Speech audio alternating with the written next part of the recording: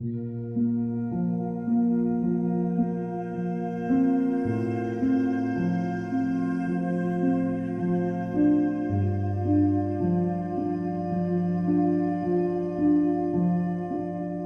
an age where when we work to build for better and anticipate and to create more possibilities, so this was creating a very different kind of brief which we got from a client who was in mid 60s, and we actually asked us to do his house for rest of his life. The client is a businessman, so this house he actually wanted it for himself and his wife and a mother who is like around in mid 80s. He wanted a 3-bedroom and a living area and a kitchen. This particular lane actually has a very unique proposition wherein like every lot has a green belt of equal size. It's a sectorial plot, so it has like similar size plots. So in the site the dimensions are 42 and 84, and which is the equal size of having the green belt, which is an 42 and 84. It actually has quite a lot of trees in the front. Being a narrow lane, a lot of privacy issues. So we were looking at if we could create blocked onto the entrance and the house slowly reveals as you move inside. The site being in subtropical climate, so we need to bring in the winter sun. At the same time, we need to stop the summer sun. And looking at the humidity conditions we have, the courtyards have been covered with glass walls, and certain courtyards have been covered from the glass from the top. So this house actually has 3 micro courtyards within its particular size. So when we started designing the project, we were focusing towards the green area and how we could bring it into it. So being a single level house, we varied different kind of volumes, and this being the main living space, we want to build everything around it. We built the kitchen on one side, we built a courtyard on one side, and the other side with the dining, we created a symmetrical courtyard. The first thing what the client actually asked us was that I'm making a single level house. When there are structures around me, how would this house respond to it? We assured him that it does not need to be a multi-level house to stand out. We can also work in other ways. Though the house was loaded with requirements, we were trying to reduce redundant spaces. Like we didn't even build the staircase in the house because it was only accessing the utility. So we used for a utility staircase onto the rear side. We had removed the formal living area, which is normally a practice in this part of the region. Louis Icahn would say that a space needs to create interpersonal relationships. End of the day, we are housing interpersonal relationships, and we could build relationships wherein the kitchen looks onto the dining area, and the dining area looks onto the living area, and that looks onto the green area, wherein the entire space feels that it's one. The sense of arrival happens from the driveway, where we would lead up to it, where we are faced by 2 contrasting materials. For example, we have concrete, which is one block that is there. We have this huge block volume of brick which feathers out when it reaches the sky. So this is the main entrance where we have a portal, and this is the foyer that opens into the main living area. Once we enter into the space, it has a small little console. So the foyer actually has a courtyard on one side. When you see to the courtyard, you actually see a greenery into it. You still feel are we really inside, and because of the patio flooring being continued into it, so it diffuses the experience of what's outside and what's inside. And this leads and it looks towards the kitchen. It actually has a kind of screen that actually shields away the privacy of the kitchen, and then we have the main living space which opens onto a patio outside, and then which leads onto the bigger garden. So the central space is a space where you could listen to music, it's a space where you could have your cup of tea, you would have your dinner, and it's a place where you entertain friends. So that's one space for all the activities. So the life actually conducts in the middle area. We got an opportunity to be there 2 months after they move in, and they said that in the living space we sit there the whole day. The woman of the house, she's also into creating art pieces. That has become more like a studio and a curating space. When we saw the response, it was more happy for us and more satisfying. The kitchen space opens onto a dining area, which is the second courtyard, and on this, the rear side, we actually have the master bedroom. So there's a walk-in wardrobe, dressing area, and a washroom. And on the other side, we have this narrow passage we could tuck away one of the powder toilet. So this section actually has the 2 bedrooms, one for the mother and one for a guest visiting. And the rear side where kitchen opens, we actually have a spice kitchen, then a laundry area and a gas bank.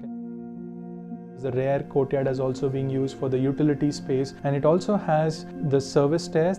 The feeling of being inside of a house and being outside was coherent. So the idea of bringing in the same materiality from the outside to inside was starting from that element. So we're looking at brick and concrete. We have used this for the flooring of the patios and the driveways, and this brick was used as the main brick for construction and also the surface area, because we were working with modest budgets. Instead of using materials for cladding, we were using materials which were built for construction to work like cladding. So there was no concrete panels being cladded onto it. It was the cast in situ concrete which was shuttered properly to create the kind of facade it is. And in the similar way, this was brick masonry which looks the way it is on the outside and on the inside as well. The flooring, except for the areas where we are using brick as a patio, it was in the private areas we were wooden, and in the central area we used vitrified tiles. Given the way they were building the house, we wanted to explore the idea of what was their aesthetic, that it need not be something that is to be completely like a traditional Indian house on the outside, but on the inside it could have elements of it. When we could use fusion in different ways, why can't it be an Indian fusion? So that's the reason where we could see those elements of brass and different musical instruments which they've been used. During the Corbusian time, they used shuttering plates as module to create the doors, windows. Everything was made on a module. The size of the window was the height of a shuttering plate. It was very important for us to, when we have rough surfaces which were handmade, at the same time when we had to create work with windows which were done in factories, we created areas where we could create metal U sections which actually reduce the undulation, because when we actually see a very fine detail to something that was very handmade, so they don't sometimes blend very well, because bricks also have the kind of brick joinery protrudes it in certain way. At the same time, the concrete being casting in a certain way also has those kind of undulations. So it takes care of those undulations and creates that kind of soft clean lines on the facade. The brick starts from the beginning. It starts from the edge of the road. It forms the patio outside the fence and also inside the fence. So we used the similar character of what it was on the brick. We tried to recreate it in metal, and we used it like a fence where we could slide off into the gate. It's a sliding gate where the fence, the gate and everything forms one singular element. So even the concrete volume was raised up, having a small little shadow joint below. So the idea was because it was too blocky, so we could just raise it off the ground and create small floating kind of a thing. So this worked out pretty well. It was pretty tough to make it because we had to actually cantilever an entire RCC wall beyond the beam to create that, and it's also used up to lit up the house. The subtle transitions of spaces we used by changing the characters and the finishes of the material. Some places where we wanted to show the elevation more loud, we actually used protruded bricks which could create a very stronger character. Where we want to diffuse it, we actually use it like screens, and these screens were also used to cover up the services. Even in the courtyard, it was the jalis were used to create that huge sense of space. When you're inside the house, it's difficult to say that it's a single level house. So the same veneer that was used in doors was used in the making of beds which were made on site. So we actually had in one of the rooms 4-poster bed which was having quite a lot of hangings that was also taken from their collections. How it was being built as a memory lane. So the whole experience was more not a building of an aspirational house which could truly represent what they could resonate with. So when you talk about sustainability in this, so we had to see it from a context which was more about repurposing and reducing and reusing. For example, the main furniture was repurposed from their old house. When we use glass courtyards, most of the time in these areas, when there is direct sunlight coming from the south and the west, it actually heats up, makes it like a glass box. But these screens, which we have increased it in height, So the screens actually cut off the sunlight. So that were certain ways where we could reduce the kind of heat intake into the house. When the initial brick lots were used and the later brick lots, the character of soil changed. Like we have actually asked team to handpick few of them where we could mix them in the previous ones. So in the end we could blend it together. And the bigger challenge is to protect whatever is being done. So all these brick walls have to be protected across monsoons and across, so there were care that was taken to wrap them up. And also the biggest thing was to get the concrete thing right with contractor who was doing it for the first time. So those things were quite new learnings for us, and probably this was one of the projects wherein there were no options made, and it was so obvious when we first made it.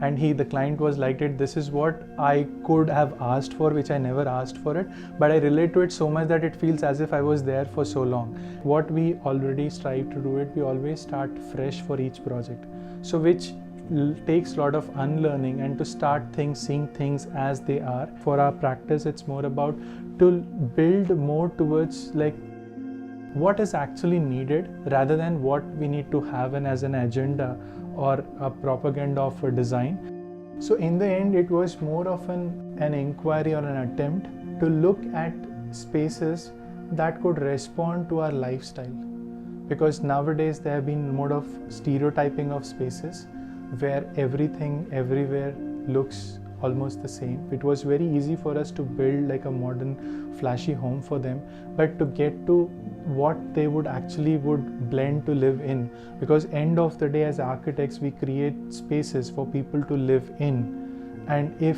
they don't respond to it, the whole purpose of what we make might not be justified.